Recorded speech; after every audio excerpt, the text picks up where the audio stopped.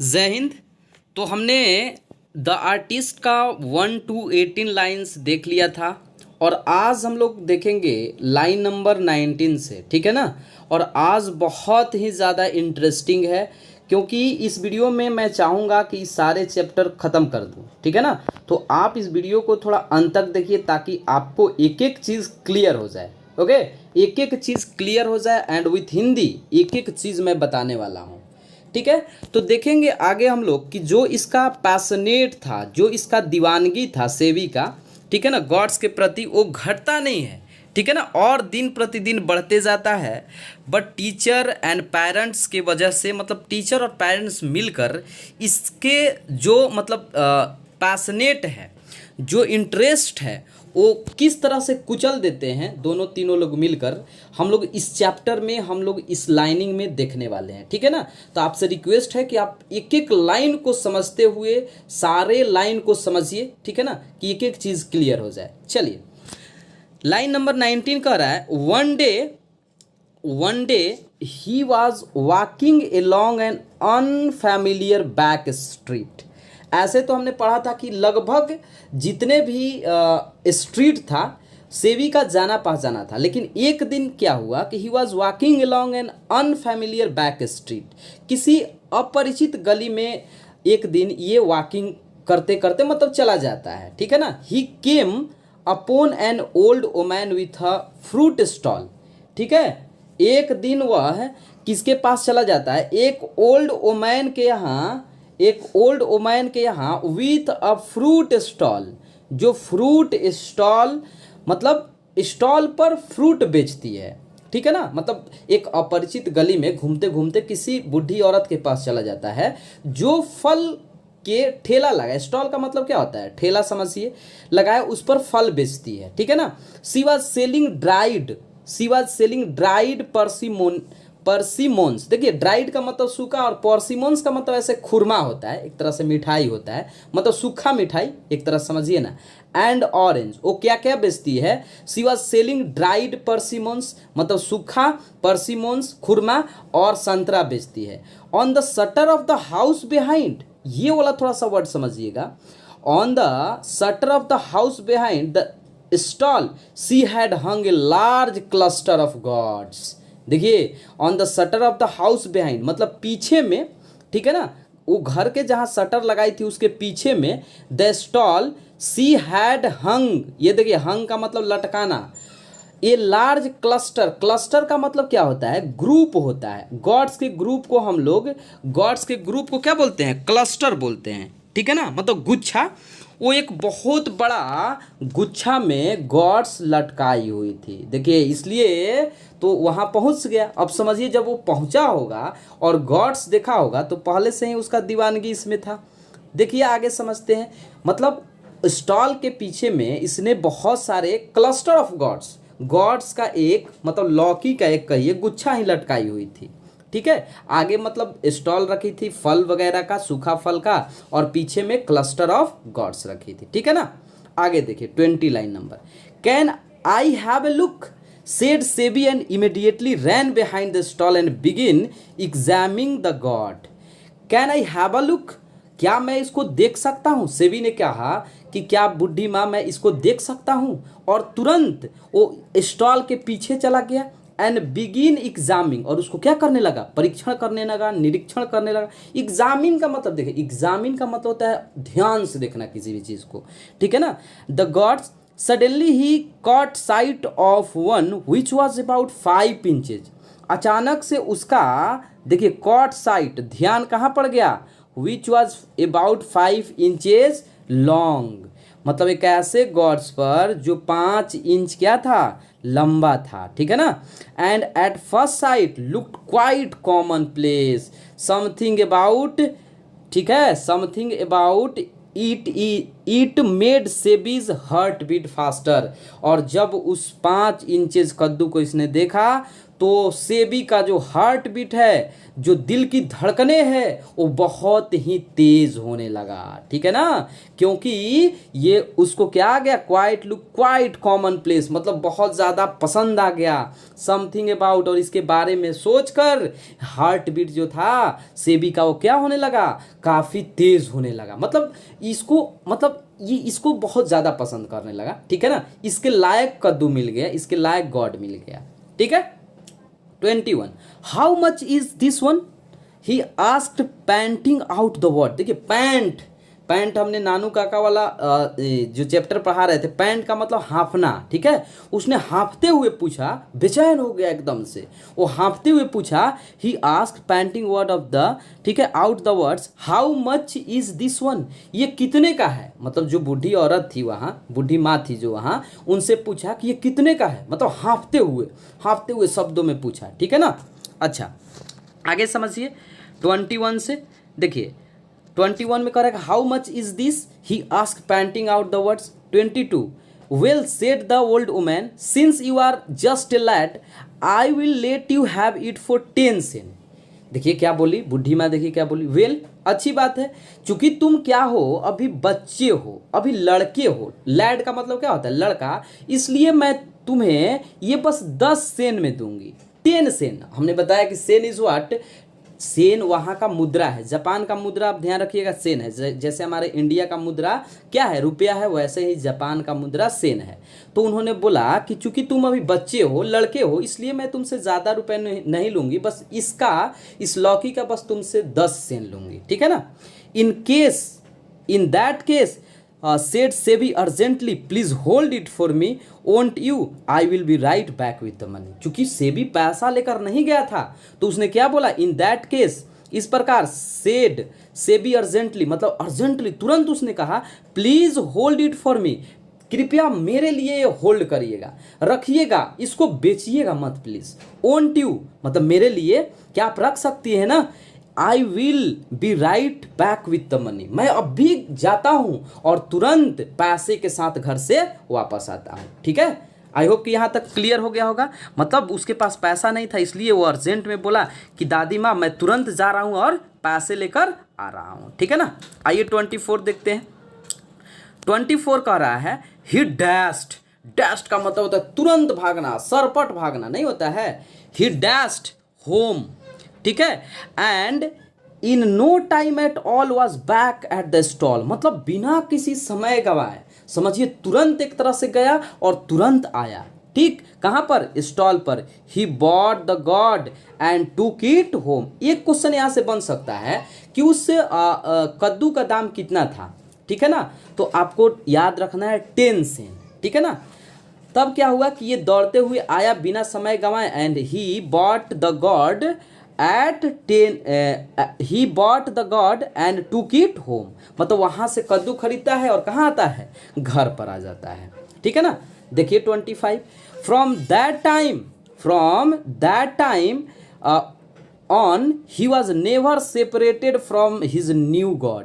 उस समय से लेकर, मतलब उस समय से लेकर ये कभी भी उस गॉड से, उस लौकी से, उस कद्दू से अलग नहीं हुआ। मतलब उससे और ज़्यादा इसका प्रेम क्या हो गया, दीवानगी क्या हो गया, बढ़ गया। ठीक है ना, और भी ज़्यादा उससे प्रेम करने लगा। इतना प्रेम था इसको ना, इतना दीवाना था ये गॉड्स का कि मतलब इसके बिना तो रह नहीं पाता था। और एक बात कि जो ये नया वाला ला दिया, इससे और ज़्यादा इसका प्रेम क्या हो गया, बढ़ गया। ठीक है ना। मतलब उस समय से ये कभी भी उस कद्दू से अलग नहीं हुआ।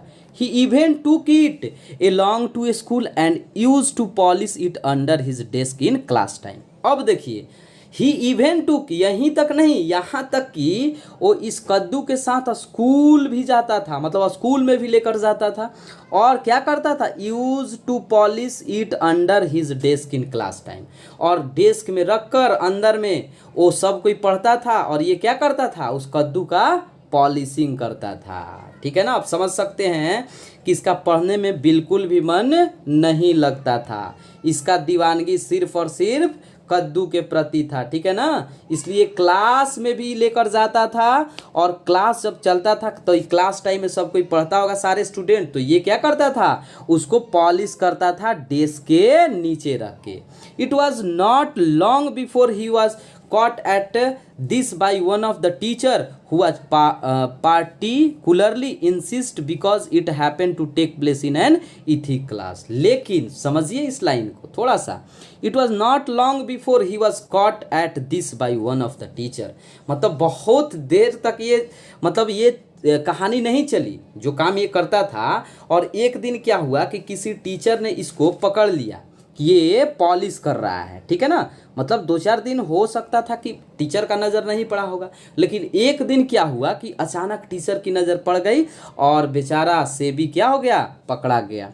Who was particularly insisted because it happened to take place in an ethics class। अच्छा, उस समय क्या था कि क्लास चल रहा था इथिक्स का, ethics we know very well, ठीक है ना, इथिक्स का क्लास चल रहा था। अच्छा, because it happen to take place in an ethic class, ethics class, ठीक है ना। कहने का मतलब ये नैतिकता का क्लास चल रहा था, इथिक्स का। और इंसिस्ट का मतलब होता है नाराज होना, मतलब जब टीचर ने ऐसा बिहेव देखा, कोई भी टीचर जनरली अगर देखेंगे कोई भी टीचर तो नाराज ही होंगे, तो क्या हो गए, वो तो पहले पकड़ लिए और उससे काफ़ी नाराज हुए, ठीक है ना।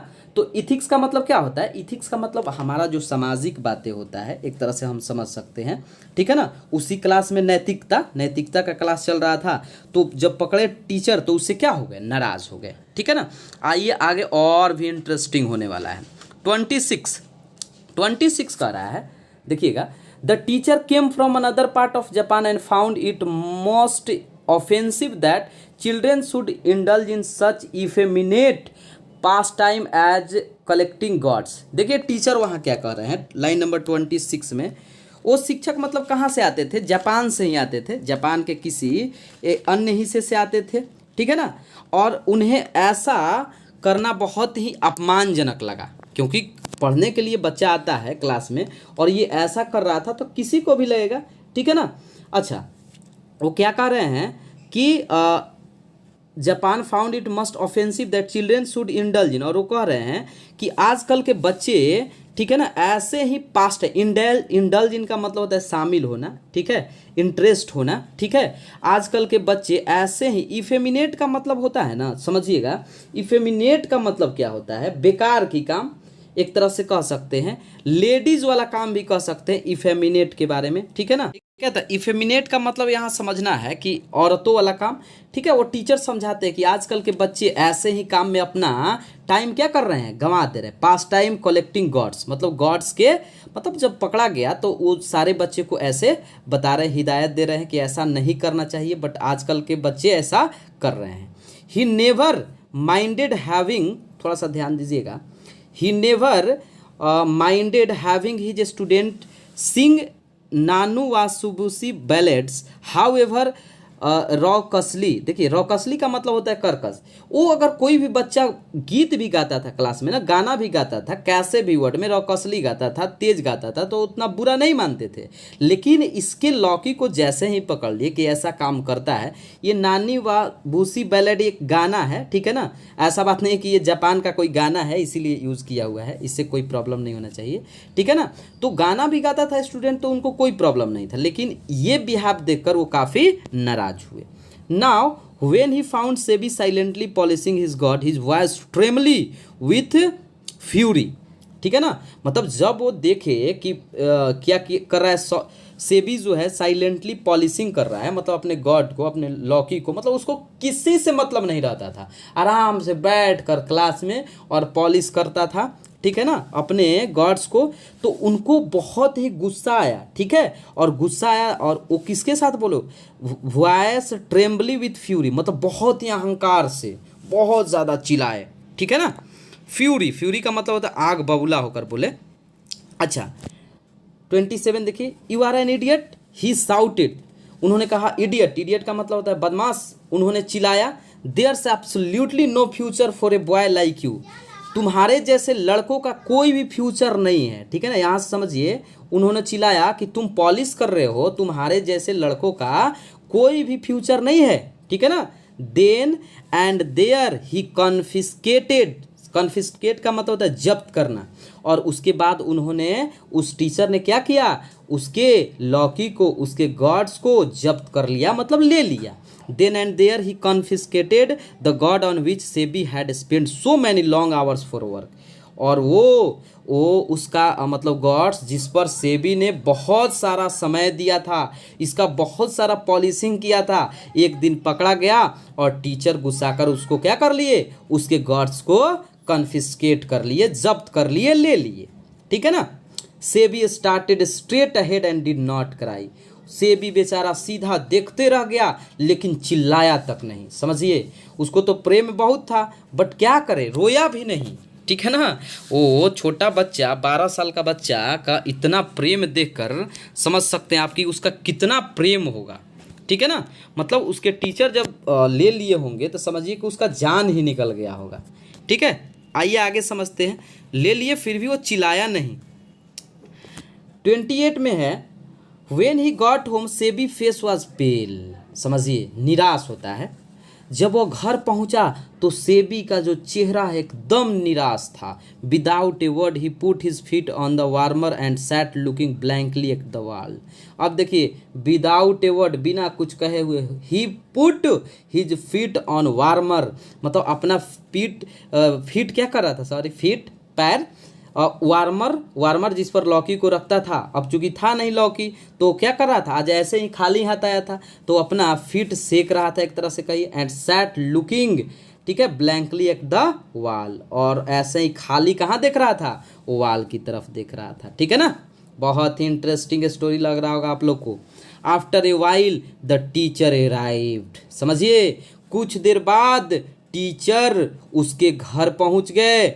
इस as Seibei's father was not yet home from the carpenter shop where he worked. अब इससे पता क्या चलता है कि सेबी के पिताजी कौन सा काम करते थे, वो कारपेंटर थे, वो बढ़ई थे, ठीक है ना। यह आपसे वन वर्ड में मतलब ये ऑब्जेक्टिव में पूछ सकता है, ठीक है। मतलब जब वो टीचर पहुंचे घर पर तो उसके पिताजी नहीं थे, उसके पिताजी कहाँ थे, फादर वाज नॉट येट, वो अभी तक घर पर नहीं आए थे, ठीक है। वो कहाँ काम कर रहे थे, अपने carpenter shop where he work, जहाँ वो काम करते थे। The teacher directed his attack on Seibei's mother. अब जब पिताजी नहीं थे तो डायरेक्ट किस पर टीचर अटैक किए, मदर पर, और मदर को खरी खोटी सुनाए होंगे, बहुत सारे बात सुनाए होंगे कि आपका बच्चा ऐसे ऐसे काम करता है, ठीक है, इतना अच्छा करता है काम आप समझ सकते हैं, ठीक है। अच्छा जी, दिस सॉर्ट, देखिए 30, this sort of thing is the responsibility of the family, he said in A stern voice. Stern का मतलब होता है कठोरता के साथ। उन्होंने कहा कि इस प्रकार के, शॉर्ट का मतलब क्या होता है, इस प्रकार के, things is the responsibility of the family, इस प्रकार के जो दायित्व है वो मेरा नहीं है, वो फैमिली का होता है। फैमिली का मतलब परिवार का, आप लोग का, माता पिता का होता है। उन्होंने ये शब्द किसी हल्के आवाज में नहीं कहा, वो स्टर्न वॉइस मतलब कठोरता के साथ, जैसे नहीं आदमी डांटा जाता है। इसकी मम्मी पर सुना रहे थे क्योंकि पिताजी तो थे नहीं। It is the duty of your parents to see that such thing don't happen.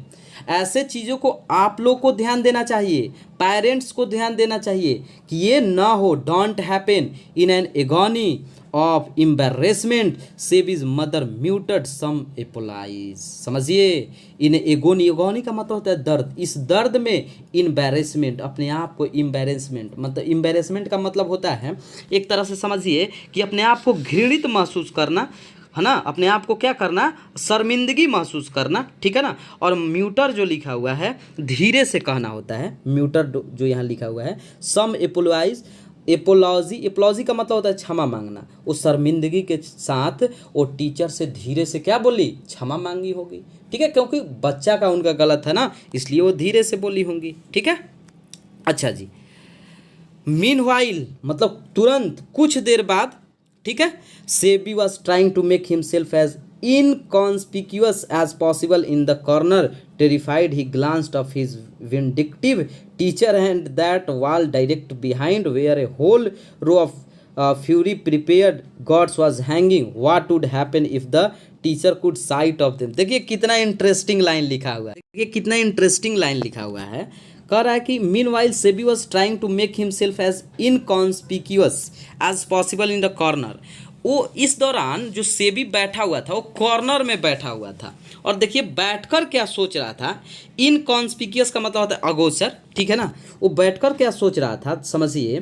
Terrified, terrified का मतलब डरा हुआ, ठीक है। He glanced off his vindictive teacher, वो अपने मतलब देखिए ऐसे विंडिक्टिव का मतलब होता है प्रतिशोध लेने वाले, बदले लेने वाले, ठीक है। उस पर मतलब उन पर वो ग्लांस किया, देखा।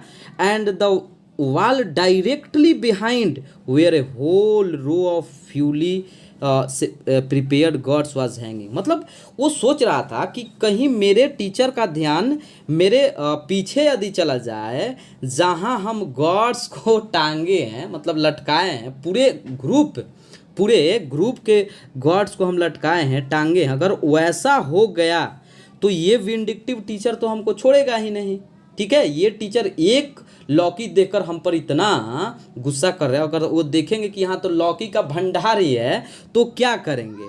What would happen if the teacher caught sight of them? क्या होता अगर हमारे शिक्षक जो घर आए हैं अगर उस पूरे लौकी को ग्रुप को, ठीक है, अगर देख लेते, ठीक है ना। हाँ समझिए, अगर उस भंडारा को देख लेते लौकी के तो क्या होता, मतलब ये सोच रहा है। आगे देखिए 32। Trembling inside, he waited for the rust, but at length, man exhausted his rhetoric and stamped angrily out of the house. Sebis heaved a sigh of relief. Trembling inside, मतलब ट्रेम्बलिंग बुदबुदाते हुए अंदर से। He waited for the rest but at length man exhausted his rhetoric and stamped angrily, मतलब पूरा गुस्साए हुए, ठीक है, पूरा गुस्साए हुए वह व्यक्ति, but at length man exhausted his rhetoric, समझिए, एंड स्टैम्प्ड एंग्रली, पूरा गुस्साए हुए, आउट ऑफ द हाउस, मतलब पूरा गुस्साए हुए बुदबुदाते हुए वो घर से बाहर जाते हैं, ठीक है। सेबी हेप्ड ए साई ऑफ रिलीफ, तब जाकर सेबी को थोड़ा सा रिलीफ, थोड़ा सा आराम मिलता है कि चलिए कम से कम अब तो हमारा टीचर चले गए, ठीक है ना। 33 देखिए। Seibei's mother was sobbing softly in a quarrelsome wail, ठीक है। She begin to scold him and in the midst of this Seibei's father return from his shop, समझिएगा। Seibei's mother was sobbing softly, sobbing का मतलब होता है भला बुरा कहना, थोड़ा बहुत गाली भी कह सकते हैं, देना, ठीक है। उसके बाद सेबी के मदर तो अब समझ ही रहे, कोई अगर टीचर शिकायत करेगा तो मम्मी और पापा क्या करेंगे, पूजा तो नहीं ना करेंगे, थोड़ा बहुत सुनाएंगे भला बुला, मतलब वहीं बुरा भला, ठीक है। और was sobbing softly in a quarrelsome wail, मतलब गाली देते हुए, ठीक है ना। She begin to scold him and in the midst of this, मतलब वो गाली दे ही रही थी, थोड़ा बहुत खराब, मतलब जो भी कहिए गाली दे ही रही थी कि इसके बीच में उसके पिताजी आ गए अपने शॉप से, अपने दुकान से, ठीक है ना। As soon as he heard what had happened he grabbed his son by the collar and gave him a sound beating। देखिए क्या हुआ, जैसे ही बेचारी मम्मी बताई कि क्या हुआ है, जैसे ही वो सुने कि क्या हुआ, he grabbed his son, समझिए grabbed का मतलब क्या, grab का मतलब होता है लपकना, मतलब उसको एक तरह से कहिए he grabbed, ठीक है, his son by the collar, मतलब कॉलर करके लपक के ऐसा मारे ना उसको उसके पिताजी, बाई द कॉलर, कॉलर पकड़ के, and give him a sound beating, मतलब तेज मारे होंगे, इतना मारे होंगे कि पूरा तेज आवाज़ किया, ठीक है ना, कॉलर पकड़ के। You are no good he bawled at him, मतलब वो पूरा उस पर क्या हो गए, बॉल्ड हो गए, पूरा उस पर गुस्सा है। कोई भी पिता अगर ऐसे व्यवहार करता है किसी का भी बच्चा तो ये तो स्वाभाविक सा बात है, ठीक है ना। कॉलर धर के पूरा एकदम थूर दिए उसको, एक तरह से समझिए। You are no good he bawled at him, एकदम बेकार का लड़का है, ही बॉल्ड एट हिम, उस पर पूरा गुस्सा गए, ठीक है ना, पूरा उस पर मतलब बॉल दिखाने लगे, गुस्सा गए। बॉल का मतलब वही चिल्लाना, ठीक है ना। यहाँ देखिए सॉबिंग का मतलब जो दिया है, ये सॉबिंग का मतलब थोड़ा रोना भी होता है, बट वो भी हम समझ सकते हैं, ठीक है। उस पर एकदम बॉल चिल्लाए, कैसा लड़का है, बेकार का लड़का। You will never get anywhere in the world, तुम दुनिया में कोई भी स्थान प्राप्त नहीं कर सकते हो। जैसे माता पिता हम लोग के भी, ठीक है, जब गुस्साते हैं तो क्या कहते हैं, तुम नालायक है, ये है वो है, होता है ना। बस सिंपली इसको समझिए, अपने भाषा में समझिए, ज़्यादा बेहतर होगा। The way you are carrying on I have a good mind to throw you out into the street. जिस तरह से तुम रह रहे हो इससे अच्छा है कि मैं तुमको बाहर फेंक दूँ। देखिए क्या कर रहे हैं पिताजी, भले ही कुछ करेंगे नहीं बट समझिए, कोई भी माता पिता अगर किसी टीचर से किसी दूसरे यहाँ से शिकायत आता है तो ऐसे ही बोलते हैं, ठीक है। इससे अच्छा है कि I have a good mind to throw you out on the street where you belong, ठीक है। तुम जहाँ रहते हो वहीं तुमको छोड़ दिया जाए, तुमको फेंक दिया जाए। The gods on the wall caught his attention without a word he fetched his hammer and systematically smashed to pieces. देखिए, और उनकी नज़र कहाँ पड़ गई, अटेंशन, ध्यान कहाँ चल गया, उस गॉड्स पर, मतलब जो भी वो भंडार बहुत सारे रखा था, ठीक है, से भी उस पर चढ़ा गया, मतलब उनका चला गया ध्यान उसके पिताजी का। और विदाउट ए वर्ड, बिना कोई वर्ड कहे हुए, ही फेट्स हीज हैमर एंड सिस्टमेटिकली, और एक पद्धति बद तरीका से उन्होंने हैमर से, हथौड़ा से, स्मैश्ड देम टू पीसेज, टुकड़े टुकड़े कर दिए। बेचारा का जितना भी सपना था सब चूर चूर कर दिया। आप समझ सकते हैं कि कितना मेहनत से जुटाया था ये सारा गॉड्स, और उसको क्या कर दिए, टुकड़ा टुकड़ा कर दिए। समझ सकते हैं इसके पिताजी। To utter the other Seibei's turned pale but said nothing. बेचारा बहुत निराश था, लेकिन उस समय वो पिताजी के साथ, मतलब पिताजी के सामने कुछ बोल भी नहीं सकता था। अगर बोलता तो उसको और दो चार झाप लगता खींच के, ठीक है ना, क्योंकि पहले से ही कॉलर धर के पूरा धर के धुन दिए थे। Okay, smashed them to piece one after the other, मतलब एक एक करके। Sebei is turned pale but said nothing. बेचारा निराश था, रो रहा होगा, लेकिन वो कुछ बोल भी तो नहीं सकता है ना, ठीक है ना, बोल भी तो नहीं सकता है। तो आई होप कि यहाँ तक एकदम क्लियर हो गया होगा, अच्छा से समझ में आ रहा होगा, ठीक है ना। चलिए लाइन नंबर 34 देखते हैं। The next day the teacher gave Seibei's confiscated gourd to an old potter. अब देखिए यहाँ से थोड़ा सा कहानी चेंज होता है। अगले दिन जो टीचर ने उससे मतलब गॉड्स को कन्फिस्केट किया था, जब्त किया था, वह उस गॉड को उसने किसे दे दिया, लॉकी को किसे दे दिया, पोटर को। पोटर मतलब वही काम करने वाला, स्कूल में काम करने वाला कहिए, ठीक है। Who worked in the school, देखिए आ गया बात ना, जो स्कूल में काम करता था। Here take this he said as if handing over some unclean, ठीक है, लो इसे तुम, ठीक है, उसे कह के दे दिए। अच्छा, ऑब्जेक्ट अनक्लीन ऑब्जेक्ट कहते हैं, ये बेकार का वस्तु, ठीक है ना, ये बेकार का वस्तु तुम ही रखो, ठीक है। The potter took the gourd, समझिए, home with him and hung it on the wall of his small sooty room. समझिए, ये पॉटर देखिए क्या करता है, ये घर पर ले जाकर और उसको क्या करता है, टांग देता है। With him and hung it on the wall, दीवार पर टांग देता है, of his small sooty room, अपने छोटे कमरे में, ठीक है ना, अपने छोटे कमरे में, ठीक है। सूटी का मतलब ऐसे सांवला भी होता है, वही छोटे से कमरे में। अबाउट 2 months लेटर, 2 महीने बाद, the potter finding himself even more hard pressed for money than usual decided to take the god to a local curio shop to see if the could get a few copper for it. यहाँ से समझिए, अब एक दिन का बात है कि पॉटर को इतनी पैसे की ज़रूरत पड़ गई, finding himself even more hard pressed, मतलब बहुत ज़्यादा दबाव पड़ गया, ठीक है, बहुत ज़्यादा जरूरत पड़ गया, मनी देन यूजुअल, सामान्य से उसको ज़्यादा जरूरत पड़ गई। Decided to take the god to a local curio shop, वो क्यूरियो शॉप पर ले गया, ठीक है ना, उसको, ठीक है।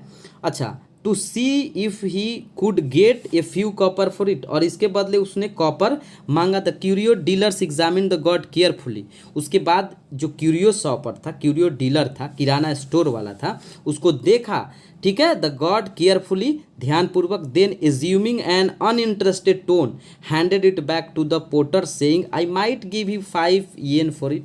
देखिए, उसको देखा, उसको लगा होगा कि ये अच्छा है, लेकिन उसने क्या कहा, आई might give you 5 yen for it, मतलब बस 5 रुपया में देना है तो दे दीजिए हमको, इससे हम ज़्यादा नहीं देंगे। किसने कहा, क्यूरियो डीलर ने कहा, हालांकि वो अच्छा था, ठीक है।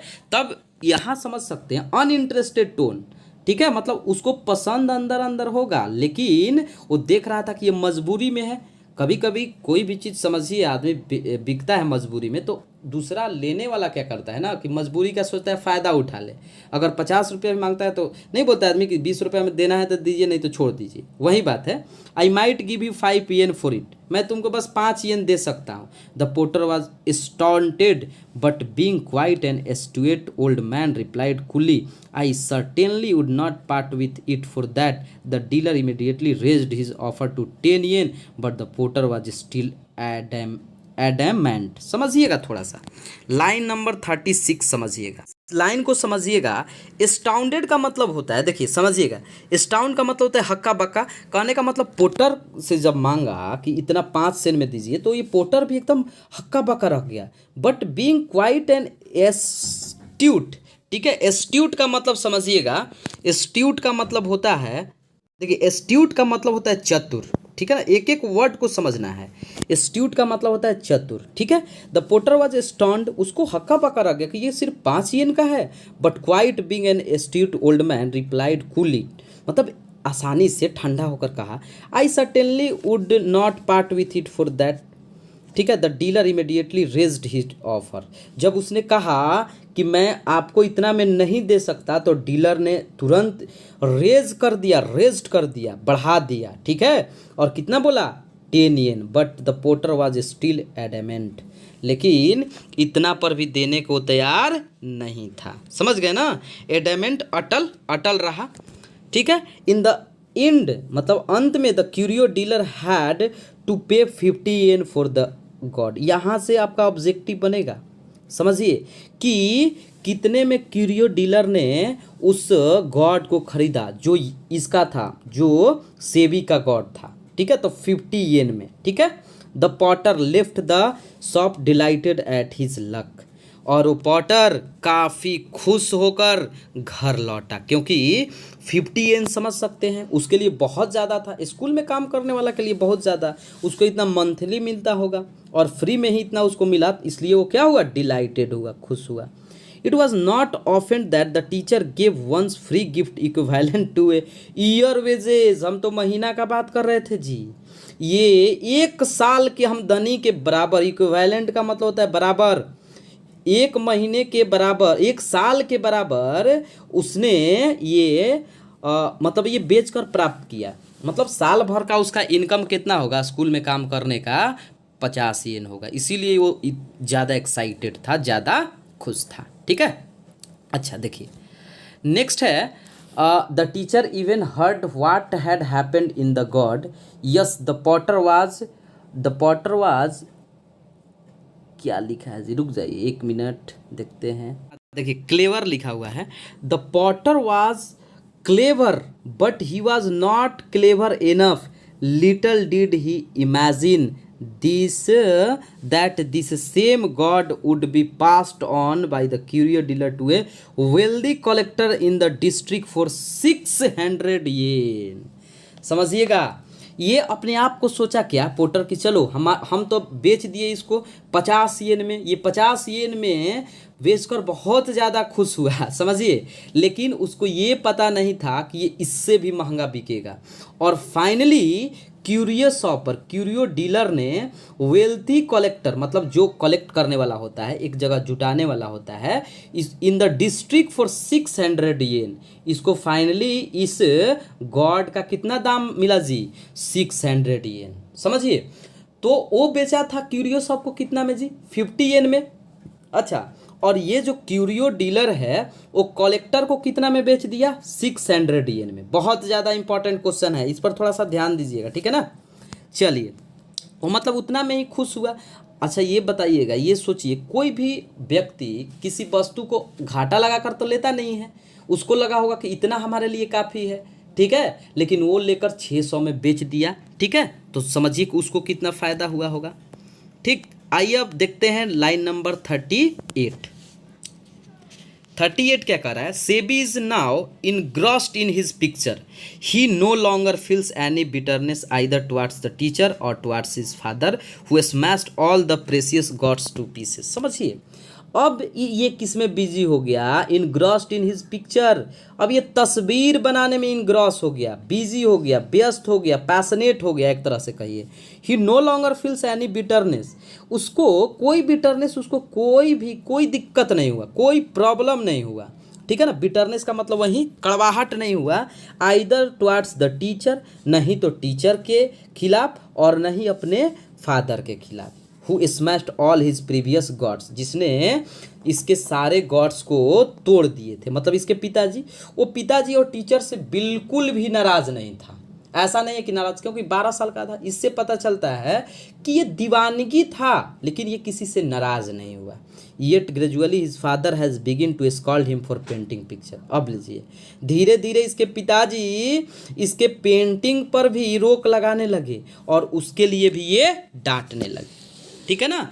फिर भी धीरे धीरे इसके पिताजी ने उसके चित्र बनाने के लिए भी डांटना शुरू कर दिया, यानी ये काम भी उनको अच्छा नहीं लगा। इस चैप्टर को पढ़ने से हमें क्या मिला कि जो बच्चा जिसमें इंटरेस्टेड रहता है उसको वही काम करने देना चाहिए। बट ये तो गॉड्स में था, ठीक है, ये तो एक कहानी है, बट हमको यदि जिस चीज़ में इंटरेस्ट है वही काम करने देना चाहिए, ठीक है ना।